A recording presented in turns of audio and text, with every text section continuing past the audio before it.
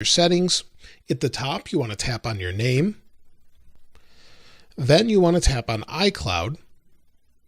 Under iCloud, scroll down, go to iCloud Backup, and then Backup Now. Since we're not going to do this, you'll see it was backed up a long time ago. Since we're not going to swipe up to open, and then select your language. Once you've done that, it should pop up on the old phone and get you. So we'll go ahead and hit continue. And then on the new phone, we'll get this little moving picture here, or kind of moving QR code. We'll hold our camera over it on our old phone. It will take a second to set up the new phone and connect to it. You'll see it says waiting for other phone, and then we'll enter the passcode of the older phone. So we'll go ahead and do that. And then it says setting up your phone. Already have the SIM card in it. Now at this point, we want to set up Face ID. Face ID scan complete.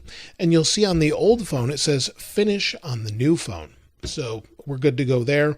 Now I may need to plug this one in as it's fairly low on battery, but either way, it doesn't matter. We'll hit continue on the new phone. And now you can see it says transfer data from Aaron's iPhone 10. These are things like iCloud or iTunes, but we'll go ahead and hit continue. It's going to set up my Apple ID on the new phone. Now, other than doing this wirelessly, if you don't have a good Wi-Fi network or anything else, you can connect, use wireless. Now at this point, we'll agree to the terms and conditions. We'll wait for it to set up your Apple ID, it says. Now at this point, it's asking if we want to use our settings from our other phone. You don't have to do this, but I will bring them over. So I'll just go ahead and hit continue. And then it says keep your phone up to date. We'll just go ahead and hit continue. Now it's asking me to set up Apple Pay. I'm going to skip this. You can do this later. You can do it now. It doesn't really matter. And now it's asking you if you want to improve Siri and dictation. You can do this or you don't have to.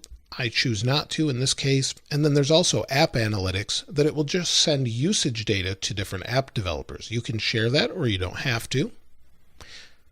Generally, it's used for making apps better. And now it's saying preparing to transfer. So see that it'll begin to transfer. So once you put in a passcode, you may have to put in your password. It says transferring data from Aaron's iPhone 10. Keep your other phone nearby and connected to power until the transfer is complete. It wants to make sure the battery is charged enough. So right now I've got it connected to power. You don't have to do that, but right now it says time remaining, estimating, and this is going to vary depending on how much data you have. Normally it does not take that long. So now you can see it says transfer complete, and it says your data has been transferred to your other phone. The iPhone 12 is rebooting, and once it reboots, it should be a mirror to this particular phone. So we'll wait for that. But other things to note are before you trade it in, give it away, or sell this iPhone, you should completely erase it by going to settings and choosing erase all content in settings. Once you erase it, it will not affect the new phone. They're independent of one another. However, you do not want to individually delete photos on the old phone. If you delete them from the old phone and you have iCloud Photo Library turned on, it will delete it from the new phone. So just completely wipe it once you're satisfied and everything is on the new one.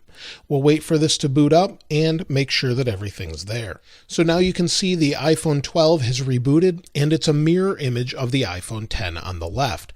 All of the apps are the same. Everything's the same. All text messages